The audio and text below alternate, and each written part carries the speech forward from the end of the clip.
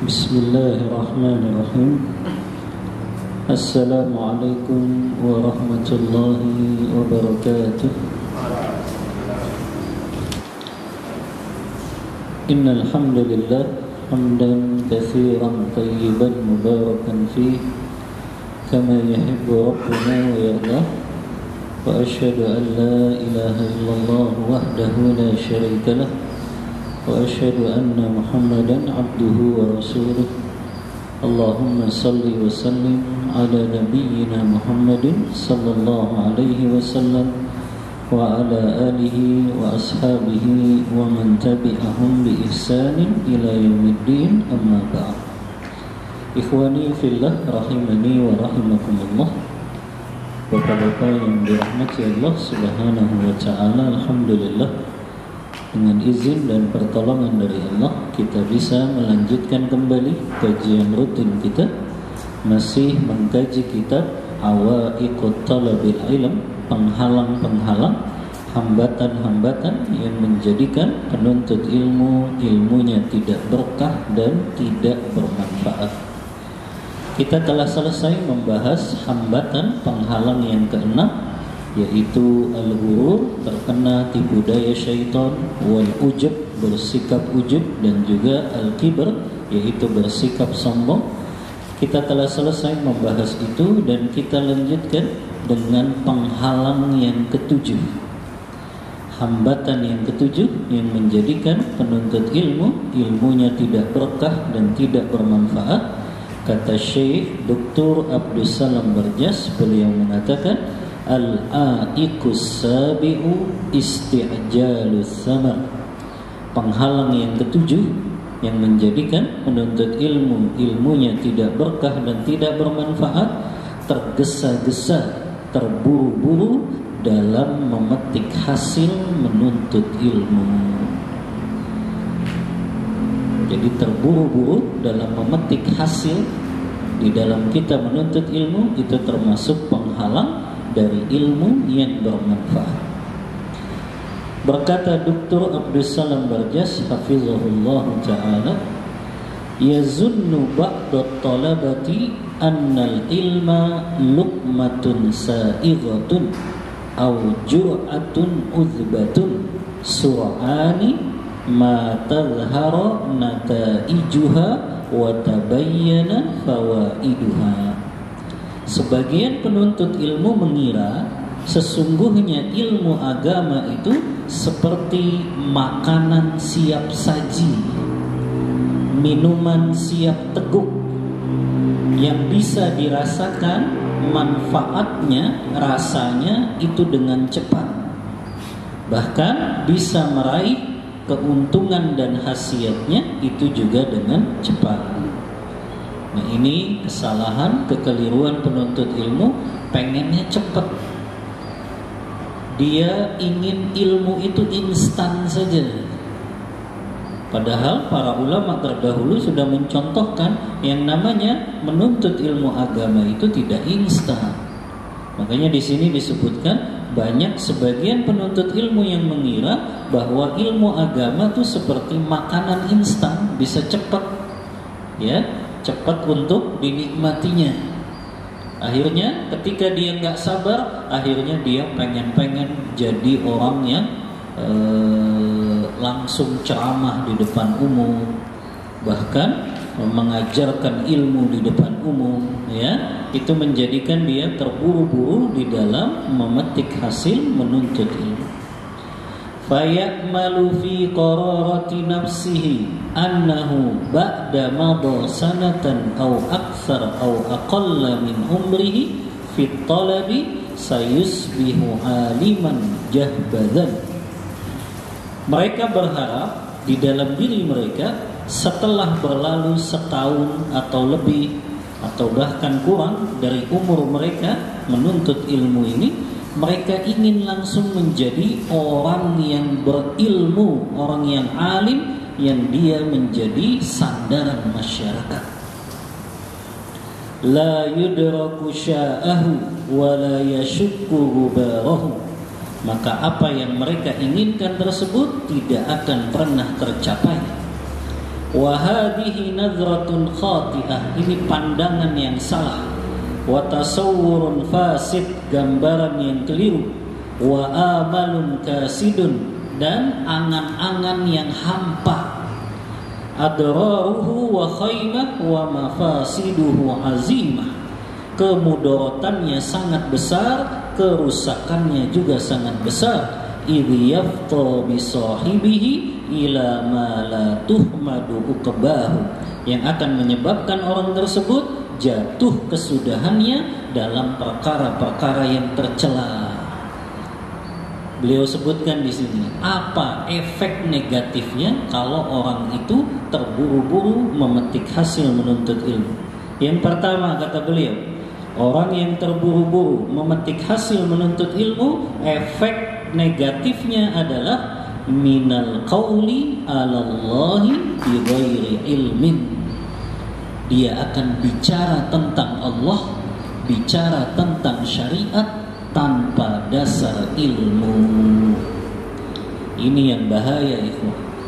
Orang baru nuntut ilmu setahun, 2 tahun, dia sudah berani bicara tentang Allah, bicara tentang syariat semuanya, tapi tanpa landasan ilmu. Kita kan ada di zaman seperti ini, orang bicara agama semaunya di medsos.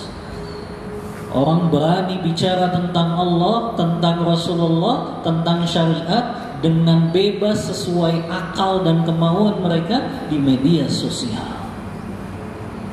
Padahal besarnya dosa bicara agama tanpa ilmu itu sampai sebagian ulama mengkategorikan dosanya bisa lebih besar daripada berbuat kesyirikan. Subhanallah. Ya, kita akan sebutkan bahaya bicara agama tanpa ilmu.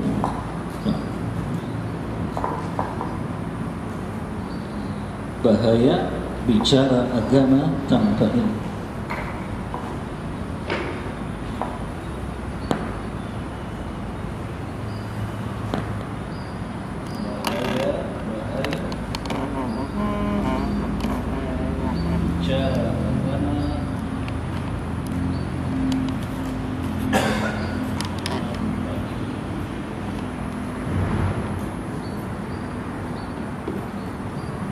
Saya sebutkan 5 saja itu, ya, yang disebutkan oleh para ulama. Walaupun ulama ada yang menyebutkan sampai 10 bahaya bicara agama tanpa ilmu. Bicara syariat Allah, bicara tentang Allah, bicara tentang Rasulullah tanpa landasan ilmu, itu termasuk perkara yang sangat bahaya dan haram hukumnya.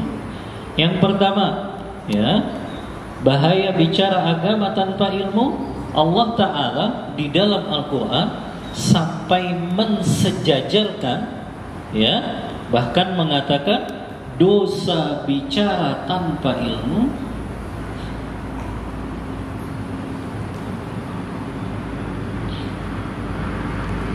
dosa bicara agama, ya, dosa bicara agama tanpa ilmu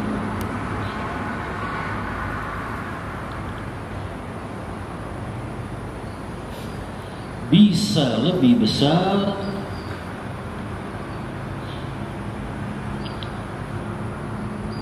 dari berbuat kesyirikan.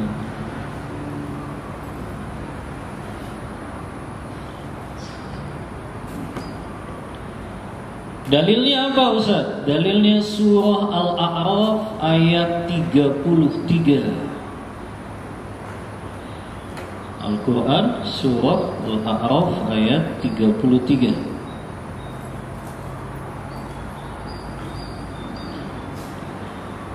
Surah Al-A'raf ayat 33 ini menyebutkan tentang 5 dosa besar yang kata Ibnu Qayyim Allah urutkan dari yang pertama disebutkan itu yang paling ringan dosanya sampai yang terakhir disebutkan itu yang paling besar dosanya.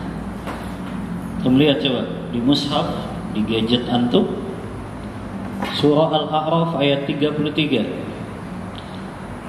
Allah Ta'ala berfirman, "Qul innama harrama rabbiyal fawahisha ma dhahara minha wa ma batan wal ithma wal baghya bighairil haqq wa an tusyriku billahi ma lam yunazzil bihi sultana wa an taqulu 'ala Allahi ma la ta'lamun." Ibnu Qayyim ketika menafsirkan ayat ini, beliau menyebutkan dosa besar yang 5 ini diurutkan dari yang paling ringan, dan ujung ayatnya itu dosa yang paling besar. Ada 5 kan disebutkan. Yang pertama, kata Allah, katakanlah wahai Muhammad, Rabbku mengharamkan perbuatan keji, baik yang nampak maupun yang tersembunyi. Ini yang pertama ya, perbuatan keji. Yang kedua, perbuatan dosa, wal isma. Ya. Yang ketiga, wal baghya bighairil haqq. Ism itu dosa yang hanya merugikan diri sendiri. Tapi kalau baghya itu dosa yang dia lakukan tapi juga merugikan orang lain, menzolimi orang lain. Itu yang ketiga. Yang keempat, wa tusyriku billahi ma lam yunazzil bihi sultana. Engkau mempersekutukan Allah dengan sesuatu yang lain yang Allah tidak pernah menurunkan hujjah untuk engkau melakukan hal tersebut. Ini yang keempat kan, berbuat syirik. Tapi ternyata ada yang lebih parah dari syirik. Kata Allah, wa taqulu 'alallahi ma la ta'lamun. Engkau berbicara mengada-ada tentang Allah dalam perkara yang engkau tidak ketahui. Makanya kata Ibnu Qayyim, ini ternyata dosanya bisa lebih besar dari kesyirikan. Berbicara tentang Allah tanpa landasan ilmu. Berapa banyak orang-orang yang bicara tentang Allah, akhirnya dia jatuh dalam kesyirikan juga.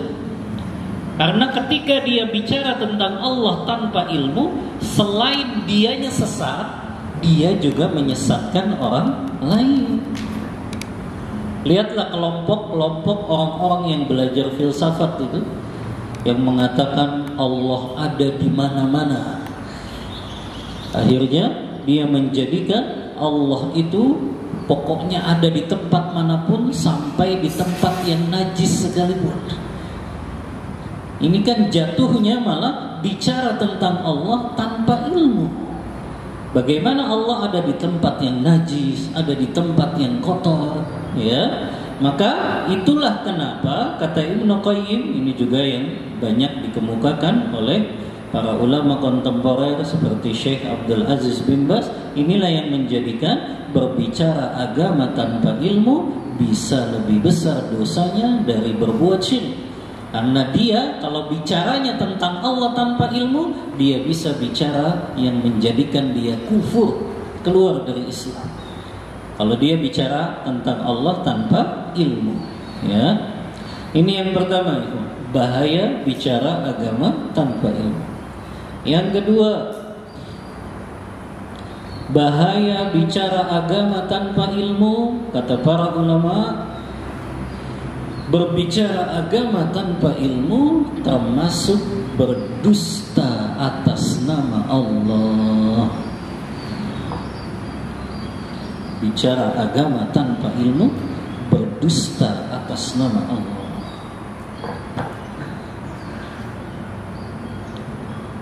Berbicara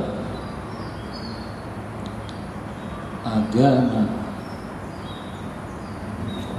tanpa ilmu sama dengan berdusta atas nama Allah.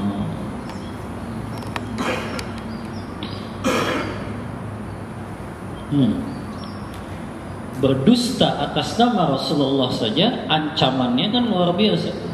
Kata Rasulullah, man kadzaba alayya muta'ammidan falyatabawwa maq'adahu minan nar.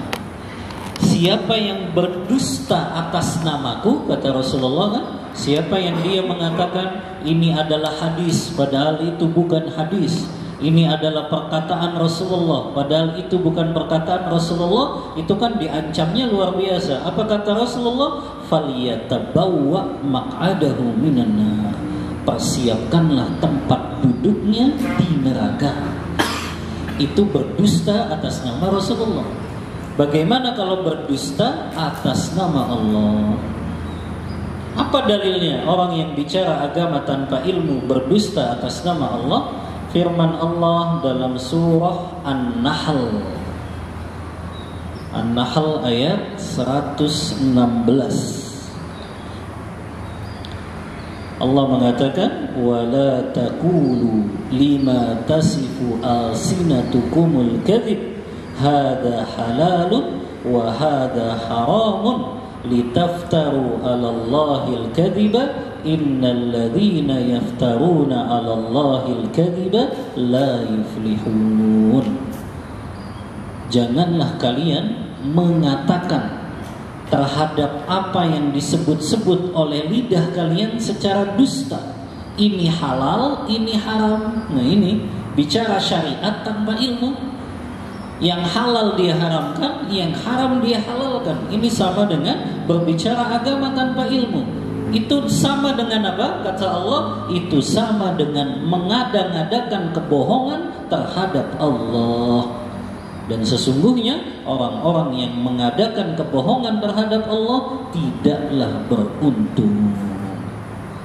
Subhanallah, bicara agama tanpa ilmu sama dengan berdusta atas nama Allah. Ya, yang sudah kita sebut ya, berdusta atas nama Rasulullah saja disuruh persiapkan tempat duduknya di neraka, apalagi berdusta atas nama Allah. Yang ketiga, berbicara agama tanpa ilmu termasuk bersikap kurang ajar kepada Allah dan Rasulnya. Bicara agama tanpa ilmu termasuk kurang ajar, tidak beradab kepada Allah dan Rasulnya. Bahkan Allah sebutkan itu dalam surah Al-Hujurat ayat yang pertama. Surah Al-Hujurat ayat yang pertama yang Allah berfirman, ya ayyuhalladzina amanu la tuqaddimu baina yadayillahi wa rasulih wattaqullaha innallaha sami'un alim. Wahai orang-orang yang beriman, janganlah kamu mendahului Allah dan Rasulnya. Apa makna mendahului Allah dan Rasulnya? Engkau bicara agama dengan akalmu, dengan perasaanmu, tapi engkau singkirkan ayat-ayat Allah, hadis-hadis Rasulullah. Ini sama dengan mengedepankan logika kita dan menyingkirkan ayat-ayat Allah dan hadis-hadis Rasulullah. Makanya Anda sering sampaikan nih, memahami agama tidak bisa dengan akal. Memahami agama nggak bisa dengan akal logika. Karena akal logika yang Allah berikan ini hanya sebagai wadah saja. Wadah untuk apa? Wadah untuk kita memahami ilmu agama dengan ilmu-ilmu alat. Jadi memahami agama itu ada ilmu alatnya, bukan dengan akal kita. Ilmu alatnya apa?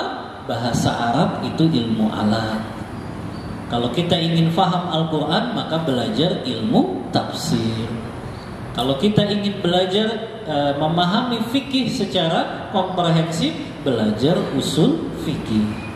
Kalau kita ingin memahami hadis secara utuh, belajar ulumul hadis. Jadi ada ilmu-ilmu alat itu. Ya, makanya nggak bisa seseorang memahami Al-Quran hanya dengan logikanya saja. Padahal belum terdapat di dalam akal logikanya ini ilmu alat berupa apa? Ilmu tafsir. Makanya kita dapatkan orang yang tafsirannya nyeleneh, tafsirannya menyimpang dari tafsirannya para ulama salaf terdahulu. Karena kenapa? dia tafsirkan dengan logikanya. Yang di logika akalnya belum terisi ilmu tafsir. Kita lihat itu orang-orang liberal kan, semaunya mereka menafsirkan Al-Quran, padahal mereka nggak punya basic tentang ilmu tafsir, ulumul Quran, yang di situ diatur bagaimana cara menafsirkan Al-Quran dengan benar. Makanya Rasulullah ancam itu. Dalam hadis riwayat Tirmidzi, kata Rasulullah, man fassaral Qur'ana bi ra'yihi falyatabawwa maq'adahu minan nar. Siapa yang menafsirkan Al-Quran dengan akal logikanya, maka persiapkan tempat duduknya di neraka. Jadi gak bisa itu menafsirkan Al-Quran dengan akal logika kita. Harus diisi dulu akal ini dengan ilmu tafsir. Kita baca tafsirnya para ulama salaf terdahulu, ya. Maka ini penting untuk difahami bahwasannya akal bukan untuk memahami agama ini. Akal ini wadah ini yang harus diisi dengan ilmu alat tadi agar kita memahami ilmu agama tersebut. Yang tadi sudah Anda sebutkan, ilmu alat itu baru kita isi dulu akal kita dengan ilmu alat, baru kita bisa memahami ilmu agama dengan benar. Ya. Makanya ini yang ketiga, ikhwan, orang yang bicara agama tanpa ilmu sama dengan bersikap kurang ajar kepada Allah dan Rasulnya. Ini tadi dalilnya An-Nahl ya. 116. Yang kedua, wah kurang fokus antum. Yang ketiga baru tadi, ya, berbicara agama tanpa ilmu sama dengan kurang ajar, ya, tidak beradab,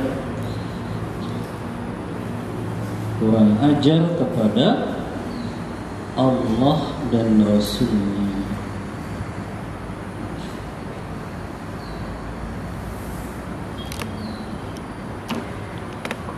Baru tadi dalilnya Al-Hujurat ayat 1.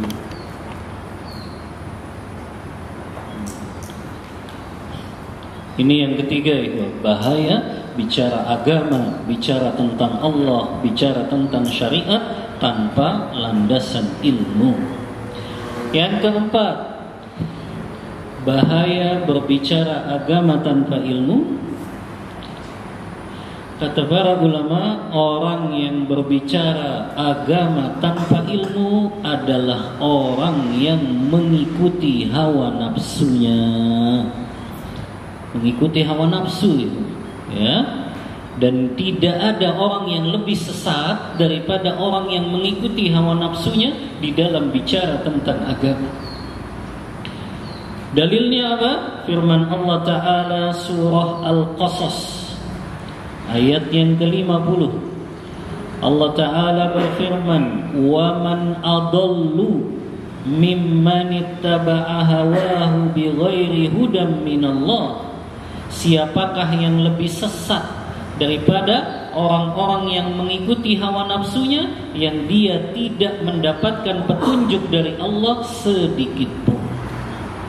Abdul Izz Al-Hanafi dalam kitab beliau Syarah Aqidah Thahawiyah, ketika menjelaskan ayat ini, kata beliau, orang-orang yang bicara tanpa ilmu, dialah yang dimaksud dengan ayat ini mengikuti hawa nafsunya. Jadi orang-orang, ya, yang bicara agama tanpa ilmu, dialah yang dimaksud ayat ini, kata Abdul Izz Al-Hanafi. Mereka yang mengikuti hawa nafsu, hanya karena mengikuti hawa nafsu tersebut mereka bisa bicara agama semaunya, ya. Ini yang keempat, berbicara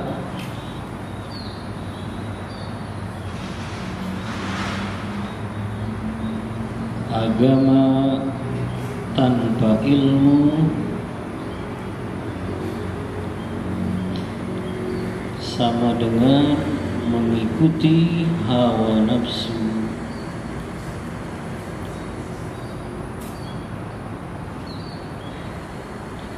Dalilnya surah Al-Qasas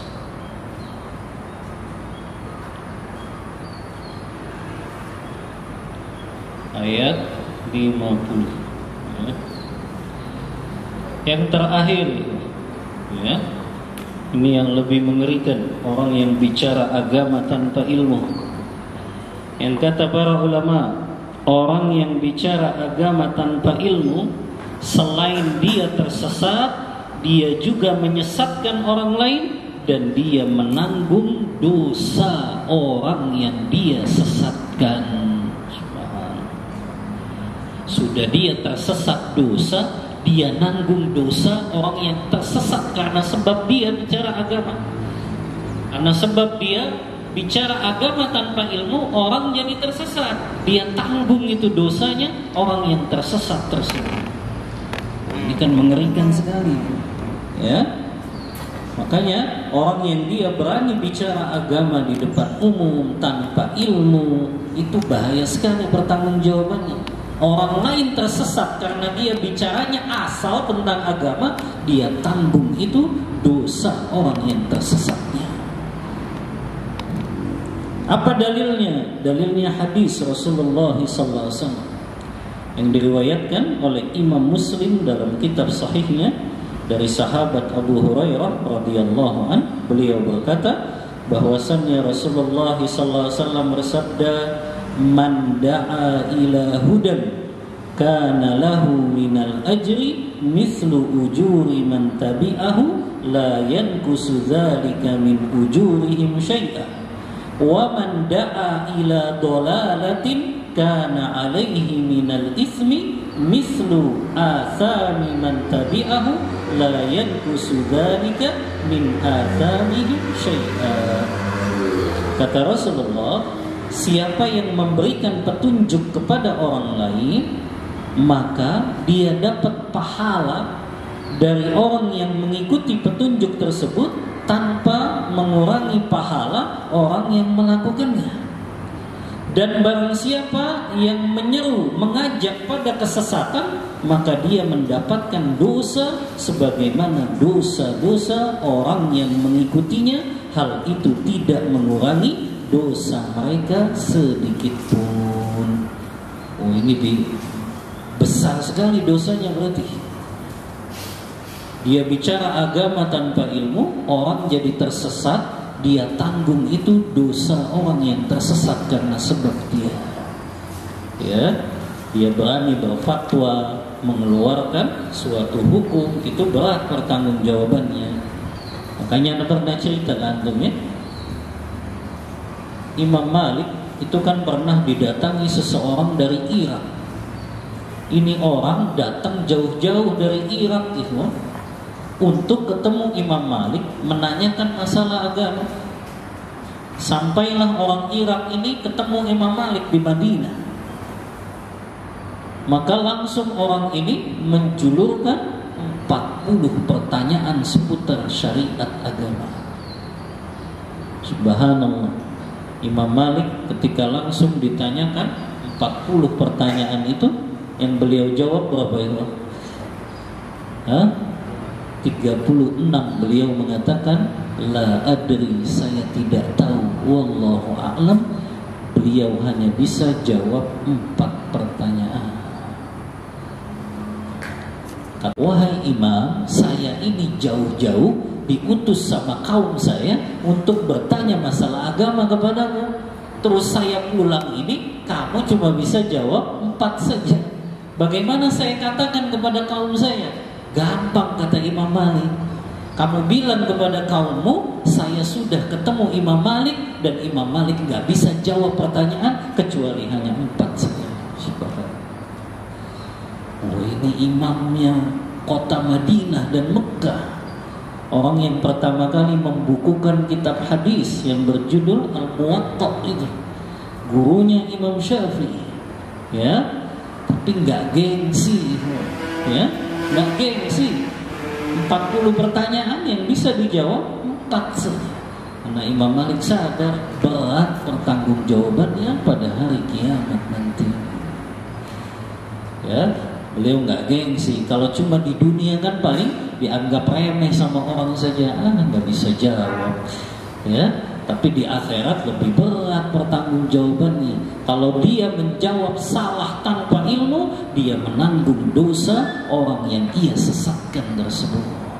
Dan Allah tanya nanti pada hari kiamat. Makanya ini yang menjadikan para ulama kita itu bersifat warok, takut sekali kalau itu akan membahayakan mereka pada hari kiamat nanti.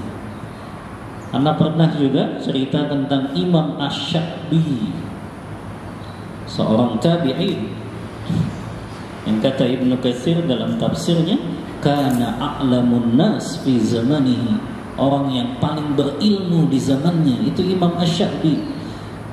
Tapi ketika dia lagi di majelis, ya, mengajarkan murid-muridnya, datang satu orang bertanya masalah agama.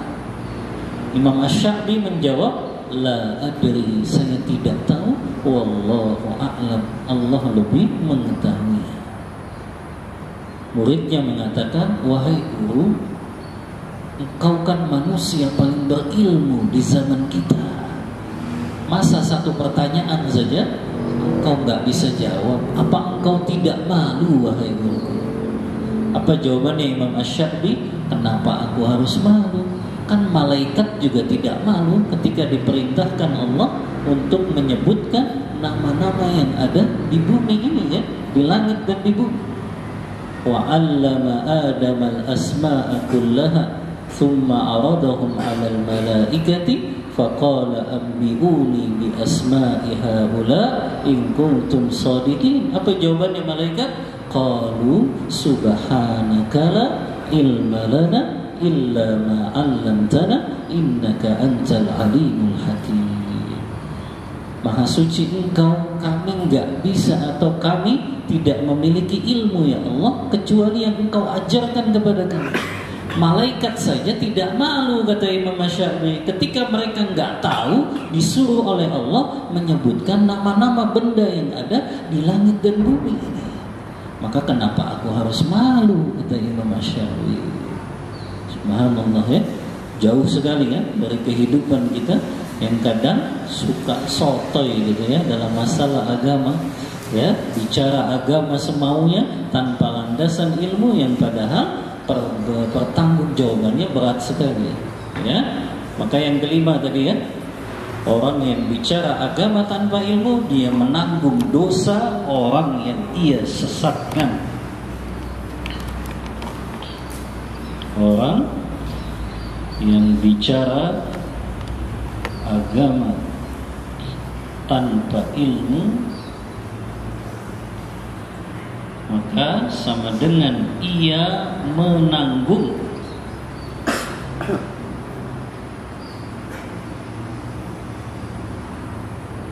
dosa-dosa orang yang ia sesatkan.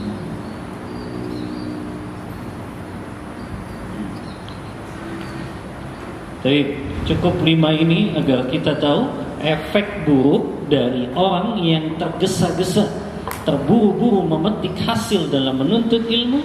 Akhirnya dia berani bicara agama, berani bicara tentang Allah, berani bicara tentang syariat tanpa landasan ilmu. Ini efek buruk yang pertama ini, kalau orang terburu-buru dalam memetik hasil menuntut ilmu agama.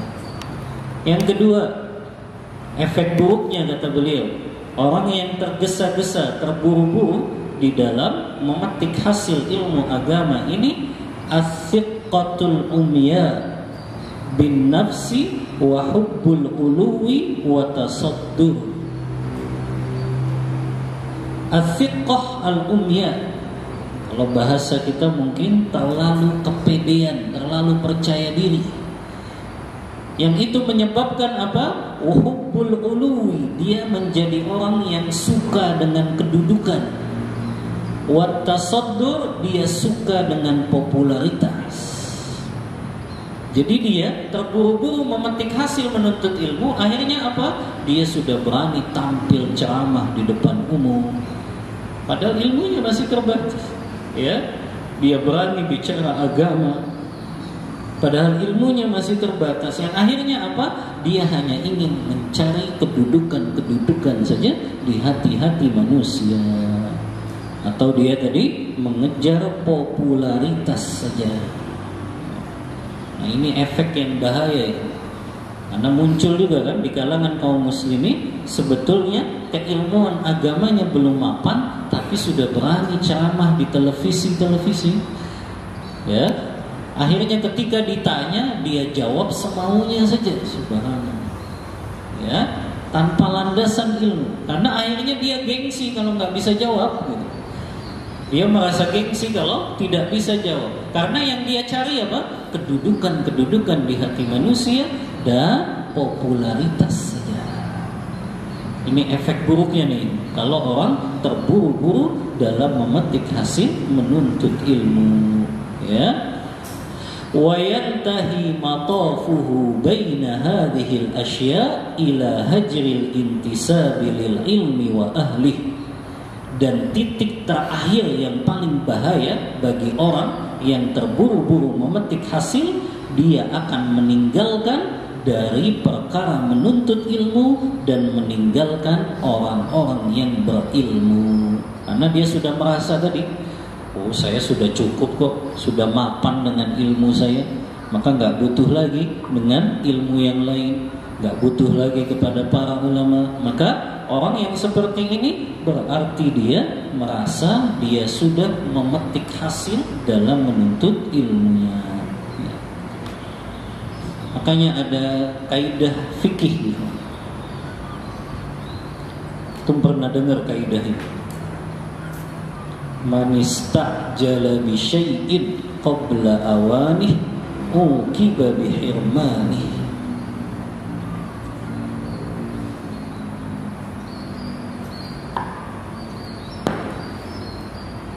Man istajala, kaidah fikih ya.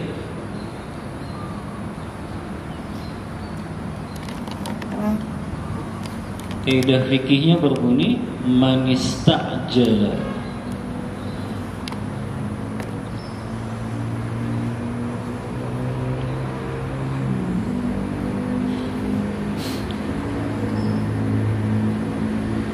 Bi syai'in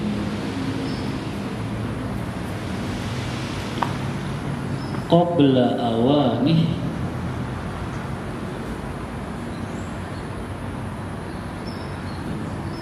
man istajala bi syai'in qabla awanih uqiba bi hirmani.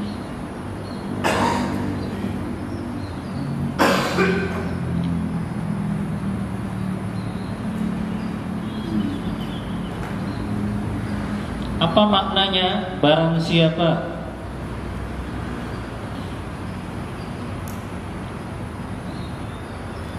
yang terburu-buru ingin memetik hasil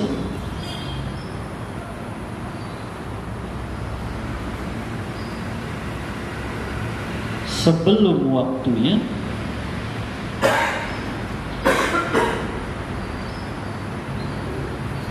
maka ia justru tidak akan mendapatkan hasil tersebut.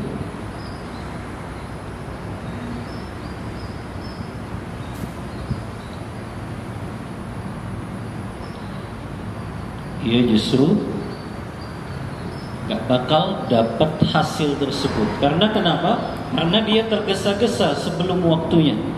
Ulama memberikan contoh, ada orang pengen cepat-cepat dapat warisan. Ada anak pengen cepat-cepat dapat warisan. Akhirnya dia bunuh bapaknya. Padahal pengen cepat dapat, tapi justru dia malah terhalangi, termasuk orang yang tidak dapat warisan.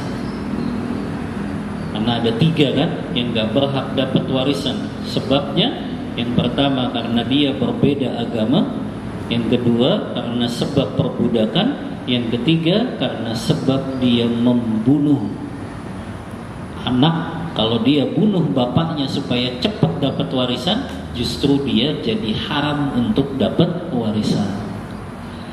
Di antaranya dalilnya kaidah ini nih para ulama, kaidah fikih ini. Selain hadis la yarisul qatilu syai'an, orang yang membunuh maka dia tidak mendapatkan warisan apapun. Padahal tadi kan tujuannya pengen cepat-cepat dapat warisan. Dia bunuh bapaknya, justru dia menjadi haram dapat warisan yang tadinya dia berhak untuk mendapatkannya. Tapi karena dia tergesa-gesa tadi, sebelum waktunya dia tergesa-gesa pengen dapat warisan, justru dia menjadi haram untuk mendapatkannya. Begitu juga kan, ada seorang petani menanam padi, pengennya langsung dia panen 2 bulan saja. Langsung dia pengen petik 2 bulan saja. Padahal 2 bulan itu sudah berisi belum padinya? Belum kan? Biasanya berapa bulan kalau terisi? 3 bulan, 4 bulan ya, bagus ya, baru dia bisa petik hasil panennya.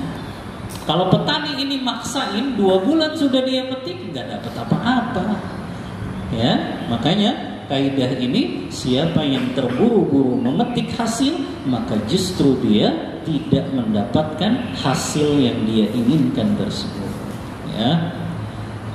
Baik, kemudian kata beliau, walaqad asabal ma'mun indama qala. Khalifah Al-Ma'mun pernah berkata untuk menyindir para penuntut ilmu yang terburu-buru dalam memetik hasil dalam menuntut ilmu. Kata beliau, yatlubu ahaduhum al-ahadith, yatlubu ahaduhum al-haditha salasata ayyamin summa yaqulu ana min ahlil hadis. Ini sindirannya Khalifah Al-Ma'mun. Kata beliau, ada di antara salah seorang penuntut ilmu yang dia baru nuntut ilmu hadis 3 hari, kemudian setelah itu dia berkata, aku adalah seorang ahli hadis. Ini orang yang disindir oleh Khalifah Al-Ma'mun, dia baru nuntut ilmu berapa hari, berapa bulan, 1 tahun, dia sudah merasa jadi orang yang paling berilmu. Kemudian kata beliau, wan naziru ila hadis salafi, maka lihatlah bagaimana keadaan para ulama salaf. Yara ajaban min sabrihim, kalian akan melihat perkara yang menakjubkan dari kesabaran mereka. Ala mirarati tahsil, dalam memetik hasil dalam menuntut ilmu. Watulal jaddati, begitu panjang waktu mereka di dalam menuntut ilmu. Jadi nggak singkat ilmu. Ulama itu berpuluh-puluh tahun ya dalam menuntut ilmu agama. La yaftarun, mereka tidak jenuh, tidak bosan. Wala yataqa'asun, mereka tidak berleha-leha. Wala yastakbirun, mereka tidak bersikap sombong. Syiaruhum, slogan mereka adalah al-ilmu minal mahdi ilal lahdi. Menuntut ilmu itu dari buayan sampai liang lahat. Ingat ya, ini peribahasa Arab saja, bukan hadis, bukan ayat Al-Quran. Karena ada kebanyakan orang mengatakan ini hadis, dibacanya pas khutbah Jumat lagi ya. Tolabul ilmi minal mahdi ilal lahdi. Qala Rasulullah, berkata Rasulullah, menuntut ilmu dari buayan sampai liang lahat. Subhanallah, bahaya itu, berdusta atas nama Rasulullah. Padahal itu bukan hadis, ini hanya peribahasa Arab saja ya. Menuntut ilmu dari buayan sampai liang lahat. Begitu juga ada peribahasa Arab yang mengatakan talabul ilmi minal bahbarati ilal makbarah. Menuntut ilmu itu dari mahbarah. Mahbarah itu tempat menaruh tinta. Artinya menuntut ilmu itu dari mulai kita mulai bisa menulis membaca sampai kapan? Sampai kita masuk ke dalam kuburan kita. Ya. Ini peribahasa saja ya, bukan hadis, bukan ayat Al-Qur'an. Qala al-Imam Ibnul Madini, berkata Imam Ibnul Madini, seorang ahli hadis. Qila lisya'bi, ada yang pernah bertanya kepada Imam Asy-Sya'bi. Tadi ya, Imam Asy-Sya'bi ulama yang paling berilmu di zamannya. Imam Asy-Sya'bi pernah ditanya, min aina laka hadzal ilmu kullahu? Dari mana engkau mendapatkan ilmu ini semuanya, wahai Imam Asy-Sya'bi? Lalu beliau menjawab, binafyil i'timad, dengan aku tidak berleha-leha, wasayri fil bilad, dengan aku melakukan perjalanan ke berbagai negeri untuk mendapatkan ilmu, wasobri kasobril jamad, dan aku bersabar sebagaimana sabarnya benda mati. Ini kan meja benda mati. Ya, sabarnya benda mati itu apa? Selama dia nggak dipindahkan, dia nggak akan pindah-pindah. Subhanallah. Ya, itu sabarnya para ulama dalam menuntut ilmu. Wa bukuri ka bukuril bura. Mereka selalu bersegera, berlomba-lomba untuk hadir di majelis ilmu.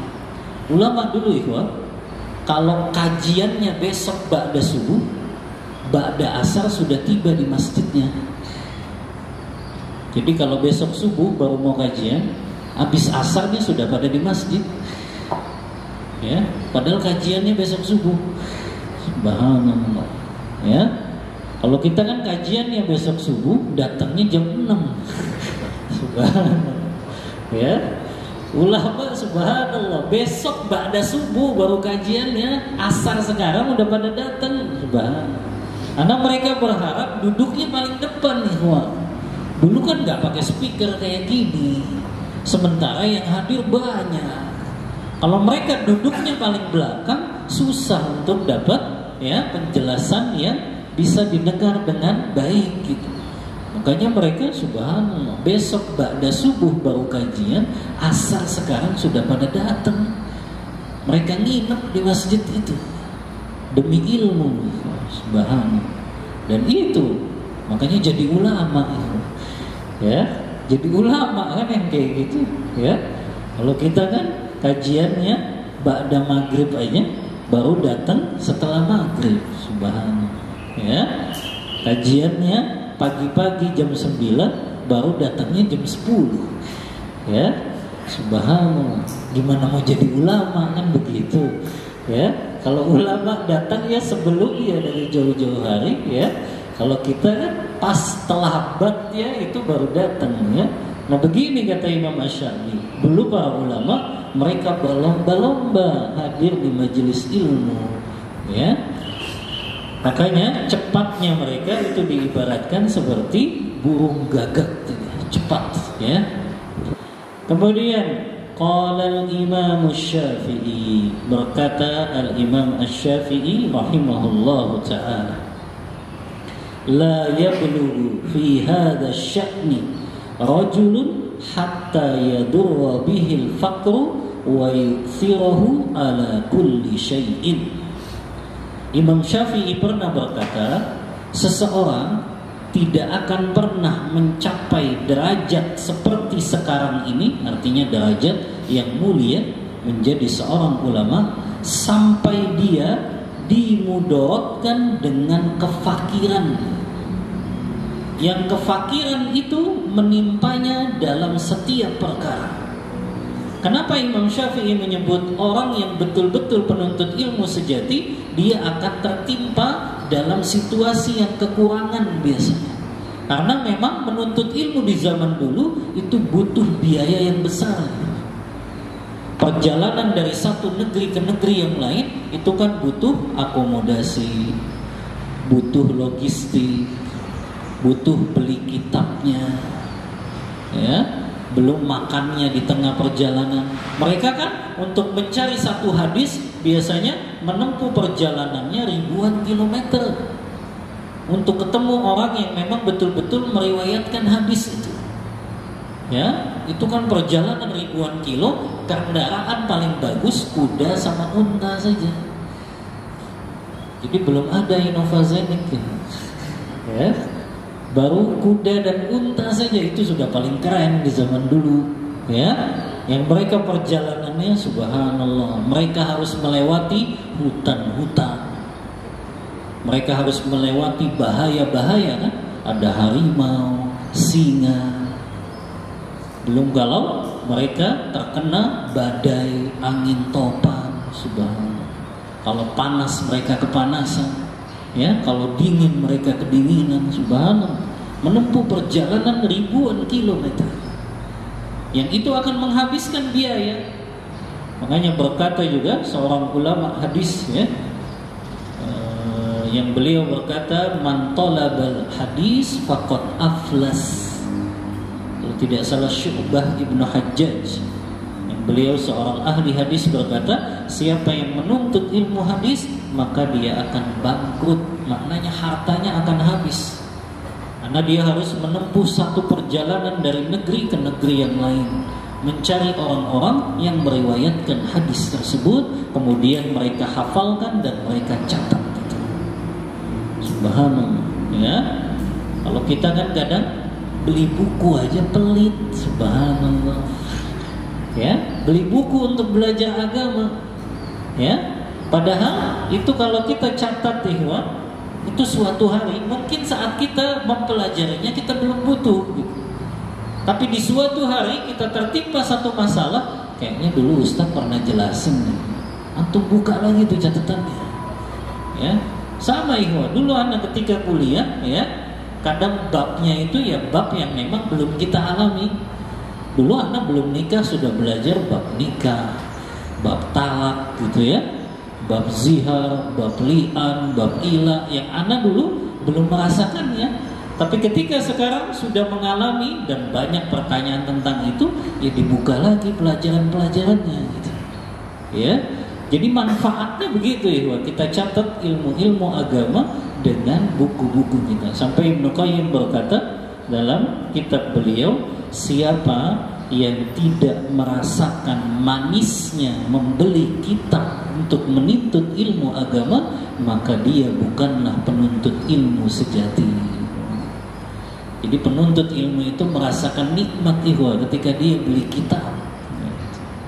Ya, ketika dia beli kitab tuh nikmat gitu. Bukan hanya ketika antum beli makanan nikmat gitu. Kalau penuntut ilmu dia beli kitab itu merasakan nikmat karena wah ini ilmu ini yang saya dapatkan, ya, yang akan mengisi jiwa-jiwa saya, menenteramkan hati-hati saya. Apa yang membuat hati kita tenang, jiwa kita tenang nih, ya, kalau bukan ilmu-ilmu agama. Subhanallah, dulu kita di masa Covid itu kan ketakutannya luar biasa, ya, kegelisahannya luar biasa. Tapi apa yang membuat kita tenang? Ayat-ayat Allah, hadis-hadis Rasulullah. Antum dulu yang pernah mungkin alumni positif Covid gitu ya, antum kan merasakan kesedihan luar biasa tuh, termarginalkan, ya, tersisihkan di tengah masyarakat gitu kan, ya, bingung nggak bisa keluar kemana-mana gitu kan, ketakutan luar biasa. Tapi apa yang membuat kita tenang? Ayat-ayat Allah, ya, ilmu-ilmu agama, hadis-hadis Rasulullah, ya. Kalau anda begitu itu, dulu waktu anda positif sekeluarga itu, ya, kita buat tenangnya ya baca Al-Quran, baca kitab-kitab agama saja, ya. Anda baca kitab Ibnu Qayyim itu alhamdulillah sampai selesai itu. Pas positif Covid gitu, ya, selesai Anda baca kitab Ad-Da'wa itu yang begitu menenangkan hati, ya. Yang Ibnu Qayyim membawakan hadis, tidaklah Allah menurunkan penyakit kecuali pasti Allah persiapkan obatnya. Itu kan hadis-hadis yang membuat kita tenang gitu, ya. Makanya apa yang membuat kita tenang gitu, di saat kita menghadapi masalah genting, sulit, susah, kalau bukan ilmu agama, ya. Makanya harusnya senang ketika kita membeli kitab-kitab ilmu agama. Ya, makanya kata Imam Syafi'i, orang kalau dia sudah bisa mengorbankan seluruh hartanya, tenaganya, pikirannya untuk menuntut ilmu agama, baru dia akan mencapai kemuliaan seperti orang yang dicapai oleh para ulama terdahulu. Ya, makanya ada syair itu, syair Imam Syafi'i ini yang beliau mengatakan, man lam yadzuq murrat ta'allumi, ya, man lam yadzuq murrat ta'allumi sa'atan tajarra dhullal jahli tula hayatih. Siapa yang tidak merasakan pahitnya menuntut ilmu agama, maka dia akan jatuh dalam kebodohan sepanjang hidupnya. Jadi nuntut ilmu itu memang merasakan pahitnya. Antum juga merasakan pahitnya kan, yang harusnya langsung pulang setelah kerja. Ya, mungkin sekarang membayangkannya di depan TV sama istri dan anak gitu ya. Tapi antum relakan merasakan pahitnya nuntut ilmu kan. Ya, dulu anak malah ketika di pesantren, tahu sendiri antum, makanan pesantren tuh apa adanya saja. Ya, kadang makan pakai sayur sama kerupuk sudah. Ya, makanya antum kalau dapetin anak antum susah makan di rumah, masukin pesantren, biar dia tahu makanan di rumah itu jauh lebih nikmat gitu. Ya, antum coba tes ya, anak antum masukkan pesantren, libur 1 semester nanti dia pulang, beda makannya pasti. Ya, karena makanan pesantren tuh ya Allah, memang benar-benar qanaah gitu. Ya, kadang kalaupun ya dapatnya nugget gitu paling cuma 2 biji jatahnya masing-masing santri. Ya, sama sayur. Ya, jadi memang kita seadanya saja gitu. Ya, tapi nggak tahu anak-anak sekarang mungkin karena makanannya kurang enak, dikasih jajan banyak sama orang tuanya. Ya, akhirnya dia nggak makan makanan pondok, tinggal jajan saja. Ya, ini salah juga orang tuanya. Harusnya diajarin sederhana saja sudah. Dia menerima makanan apapun yang ada di pesantren. Ya, maka itu kan pahitnya dalam menuntut ilmu tuh memang kayak gitu. Kadang makanannya apa adanya. Kita diajarin juga puasa sunnah Senin Kamis ya, sambil kita belajar. Kadang belajarnya juga di malam hari, kadang ada ujian untuk menyetorkan hafalan. Itu kan merasakan pahitnya dalam menuntut ilmu itu seperti itu. Yang kata Imam Syafi'i, kalau orang nggak pernah merasakan pahitnya menuntut ilmu walau sesaat saja, dia justru akan tertimpa kebodohan sepanjang hidupnya. Ya, maka ini kalau kita ingin merasakan manisnya kehidupan dengan kita menuntut ilmu agama yang diawali dengan pahitnya terlebih dahulu.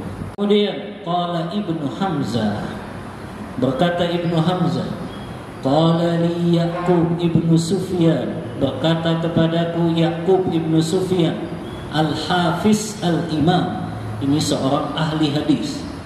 Kalau antum baca di kitab ada julukan al-Hafiz kepada para ulama, itu maknanya bukan hafal Quran. Karena semua ulama sudah pasti hafal Quran. Jadi jangan antum anggap seperti orang sekarang kan, dia disebutnya al-Hafiz baru hafal Quran. Kalau ulama dulu disebut kata al-Hafiz itu bukan hafal Quran, tapi dia sudah hafal hadis minimal 300.000 hadis. Bukan matannya saja, tapi orang yang meriwayatkannya beserta sanadnya dia hafal. Itu baru mendapat julukan al-Hafiz.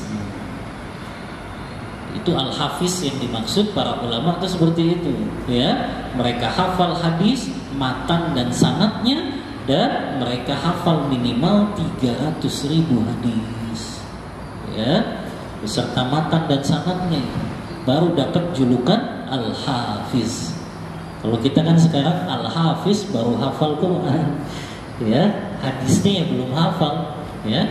Kadang hadis Arba'in An-Nawawi saja belum hafal, Ya, yang 42 hadis itu ya. Baik. Makanya Imam Ya'qub ini disebut Al-Hafiz karena dia ulama hadis.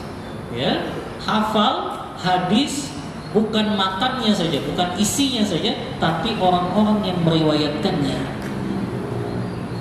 Yang dia ditanya, ya, aqamtu fi rihlati 30 sanatan. Aku melakukan perjalanan menuntut ilmu hadis 30 tahun. Subhanallah. Ini nuntut ilmu agama hadis saja 30 tahun. Yang kalau itu digunakan untuk kepentingan dunia, antum 30 tahun di Toyota kira-kira jabatannya sudah apa? Hah? GM dapat GM? Enggak. Manajer ya, 30 tahun ya. Kalau antum sibuk dengan dunia itu pasti antum sudah sukses. 30 tahun kalau untuk urusan dunia. Tapi 30 tahun dia gunakan untuk ilmu hadis. Subhanallah. Siapa yang sabar ya? 30 tahun untuk ilmu hadis. Kita aja kadang ngadain kajian tahsin Al-Quran 3 bulan bubar. Subhanallah.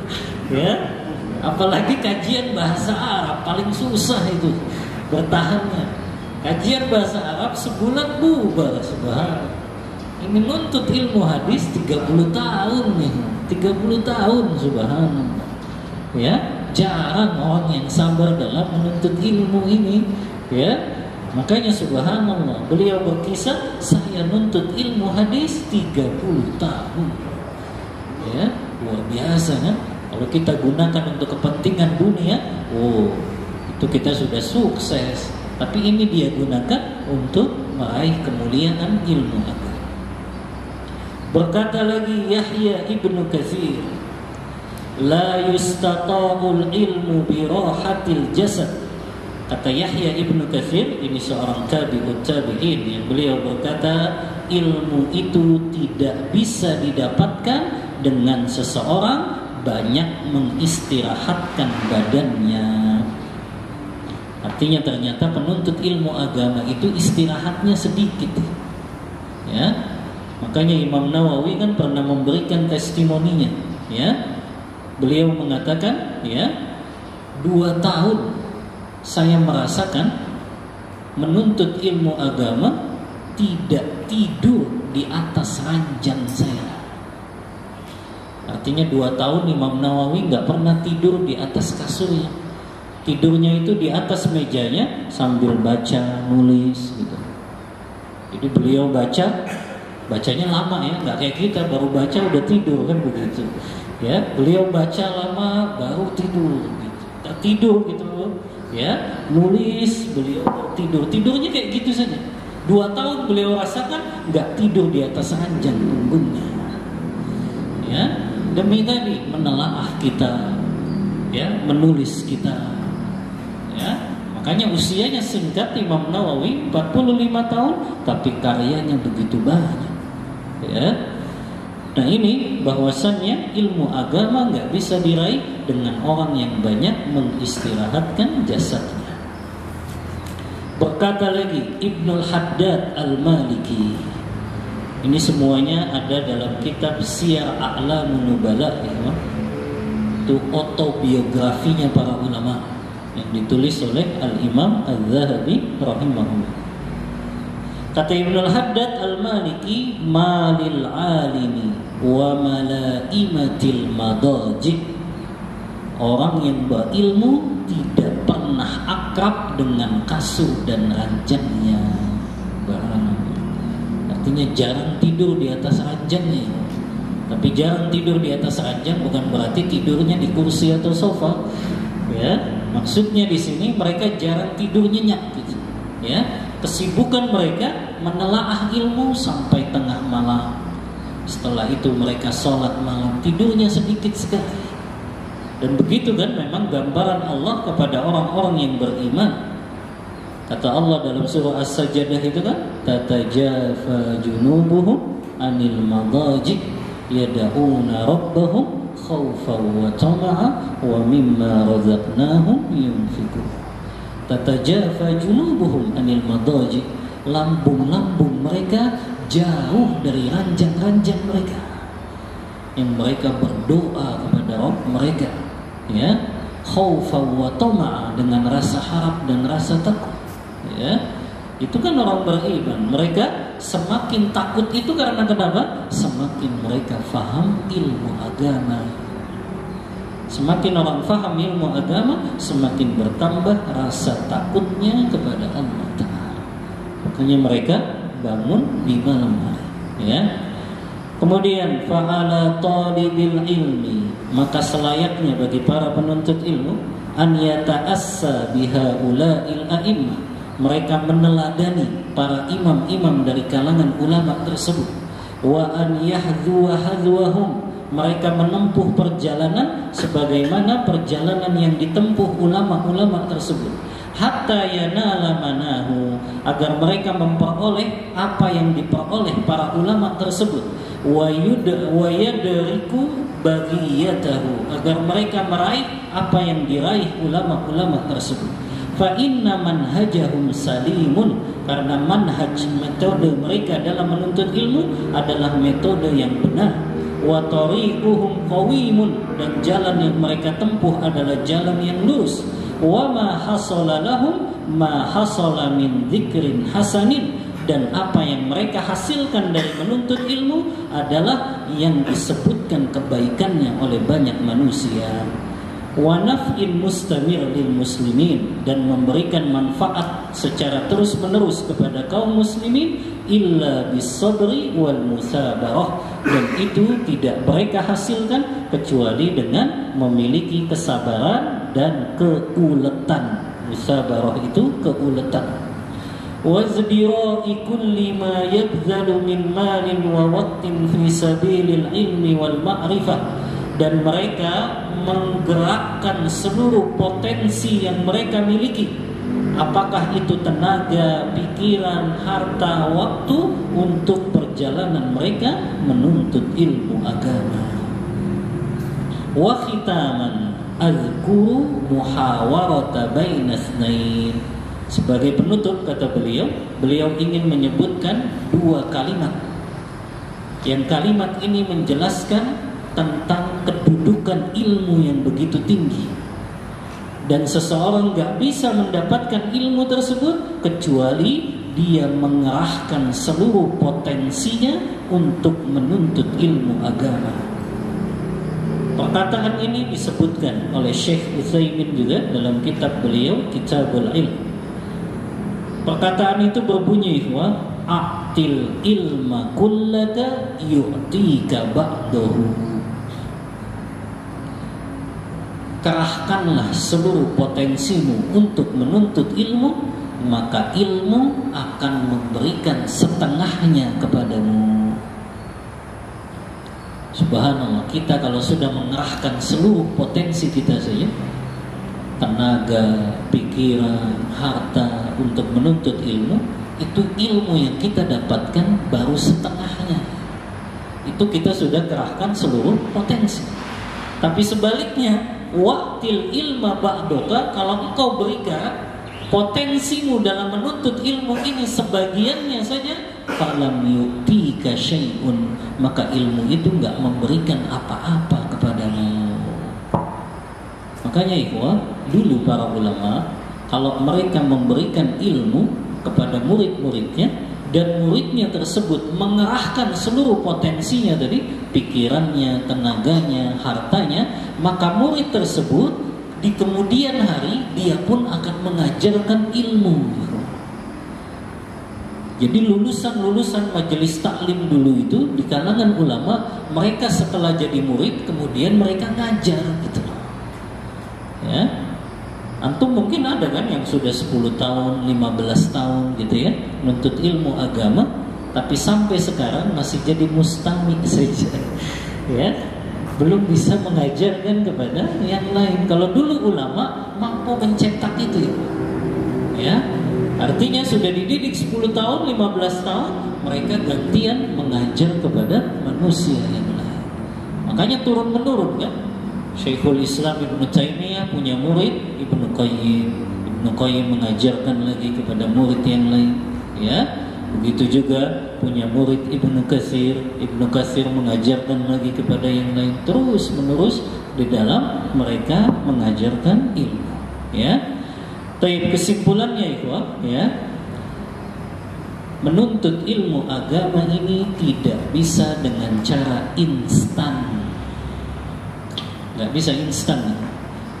Berapa bulan, ya, kita menuntut ilmu agama kemudian merasa kita sudah kuasai ini ilmu, ya. Apalagi alumni pesantren, tapi pesantrennya pesantren kilat, ya. Keluar pesantren kilat langsung mau jadi orang yang paham ilmu, yang nggak bisa. Namanya juga pesantren kilat, paling sepekan, ya. Keluar pengen jadi ulama, yang nggak bisa, ya. Orang yang pesantren 6 tahun saja, 12 tahun saja belum tentu keluar pesantren dia sudah mapan ilmunya, kan? Ya, harus dilanjutkan lagi ke perguruan tinggi, ya, agar dia semakin tahu tentang ilmu-ilmu alat yang lainnya, ilmu hadis, usul fikih, ulumul Quran dan yang lainnya. Maka menuntut ilmu agama tidak bisa dengan instan, waktu yang pendek dan kesungguhan yang setengah-setengah. Jadi menuntut ilmu agama, Anda sering sampaikan, bukan sampingan, tapi dia harus jadi prioritas kita. Prioritas utama menuntut ilmu agama. Walaupun mungkin antum sebagai karyawan punya kesibukan lain, iya, tapi tetap dalam satu pekan minimal antum hadir di majelis ilmu, ya, karena itu kebutuhan, ya, kebutuhan setiap muslim, pasti dia butuh akan ilmu agama ini. Makanya butuhnya seorang muslim kepada ilmu agama sebagaimana butuhnya dia kepada makanan dan minuman. Karena tanpa ilmu agama dia akan tersesat dari jalan yang lurus. Tanpa ilmu agama dia nggak bisa mengikuti panduan Allah dan Rasul. Tanpa ilmu agama dia mudah terombang-ambing, apalagi di tengah zaman yang penuh fitnah saat ini. Maka kewajiban kita menjadikan menuntut ilmu agama ini prioritas ikhwah, dan berusaha semaksimal mungkin untuk meluangkan waktu, pikiran, tenaga dan harta kita dalam menuntut ilmu agama ini. Wallahu ta'ala a'lam bissawab. Untuk materi ana cukupkan, kita buka diskusi dan tanya jawab. Wassallallahu ala nabiyyina Muhammadin wa ala alihi washabbihi wasallam. Tafadhal ikhwan, kalau ada yang mau ditanyakan. Sisa 2 menit kan.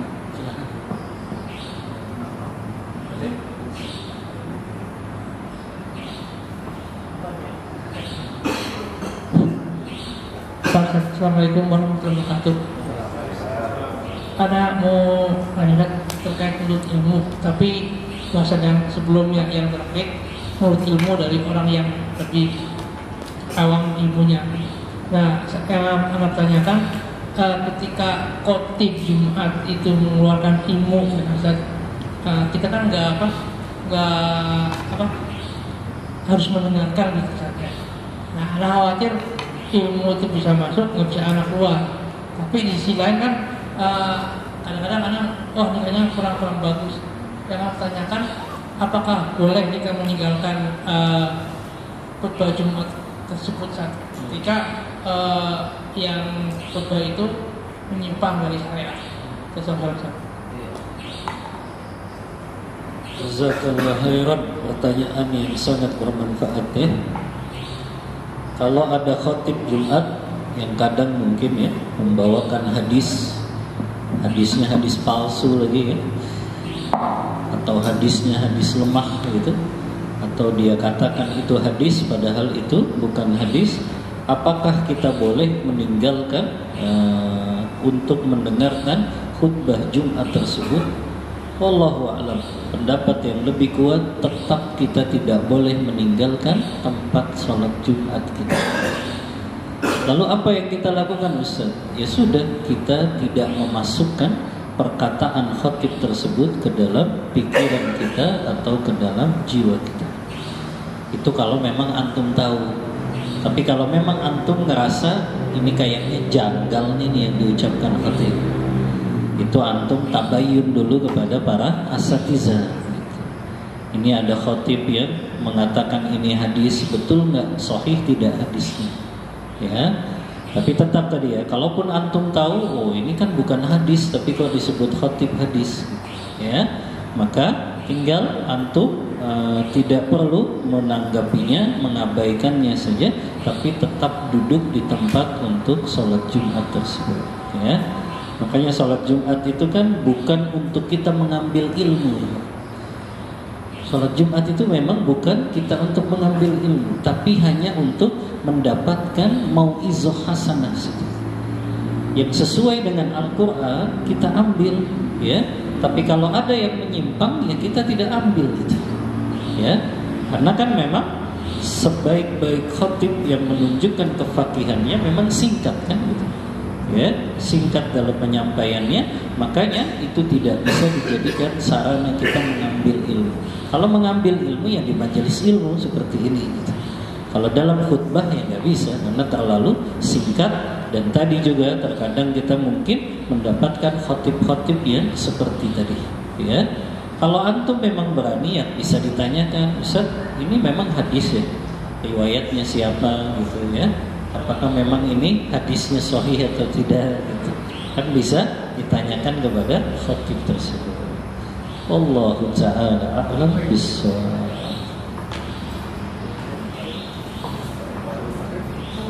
Mari. Satu lagi. Baik. Assalamualaikum warahmatullahi wabarakatuh. Ketika menuntut ilmu itu Pak Ustaz, saya pernah dengar kalau kita itu harus berguru untuk menuntut ilmu.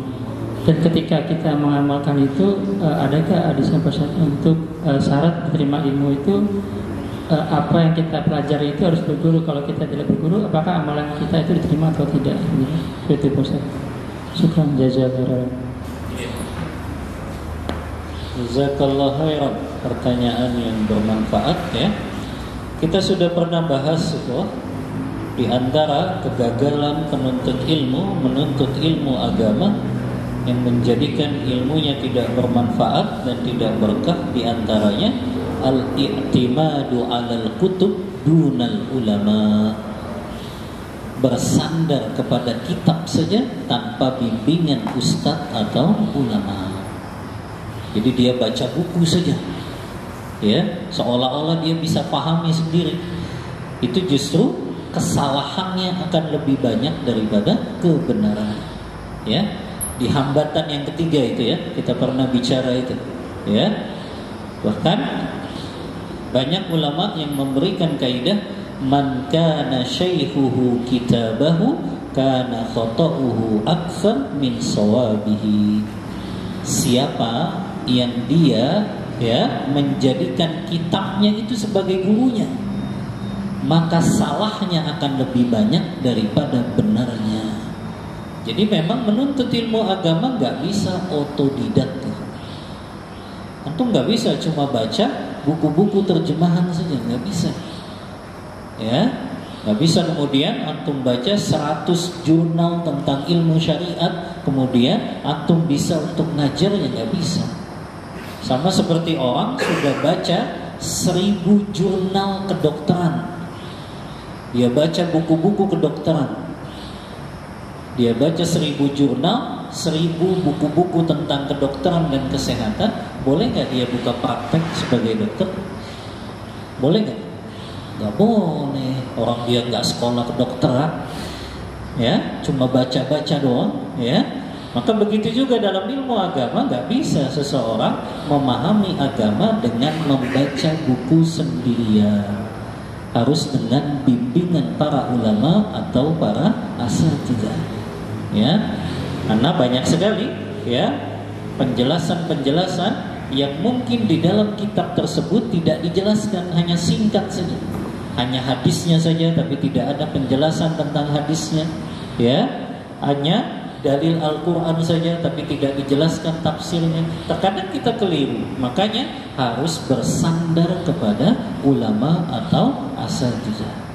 Makanya orang yang hanya bersandar kepada kitab biasanya dia akan gagal faham atau salah dalam memahami nas Al-Quran atau hadis-hadis Rasulullah. Jadi harus punya guru di dalam menuntut ilmu agama. Dan kalau orang dia bersandarnya kepada kitab tadi, akhirnya dia salah paham. Salah paham kan lebih bahaya itu. Akhirnya dia salah dalam beramal. Kalau dia salah dalam beramal, maka itu yang menyebabkan dia berarti amalnya tertolak tadi. Makanya harus berguru ikhwan di dalam mempelajari ilmu agama ini tidak bisa dengan cara otodidak, ya. Orang yang belajar agama ini secara otodidak, maka dia akan banyak kesalahannya dari kebenarannya. Wallahu ta'ala a'lam bissawab. Begitu. Cukup ya? Insyaallah kita lanjutkan penghalang yang ke-8 nanti ya, di pertemuan selanjutnya. Wallahu ta'ala a'lam bissawab. Ini yang bisa Anda sampaikan. Mohon maaf bila ada kata-kata yang kurang berkenan di hati ikhwas semuanya. Aqulu qawli hadza wa astaghfirullah li wa lakum wa sallallahu ala nabiyyina Muhammadin wa ala alihi wa sahbihi wa sallam. Kita tutup kajian kita membaca doa kafaratul majlis. Subhanakallahumma wa bihamdika asyhadu an la ilaha illa anta astaghfiruka wa atubu ilaik. Walhamdulillahi rabbil alamin. Wassalamualaikum warahmatullahi wabarakatuh.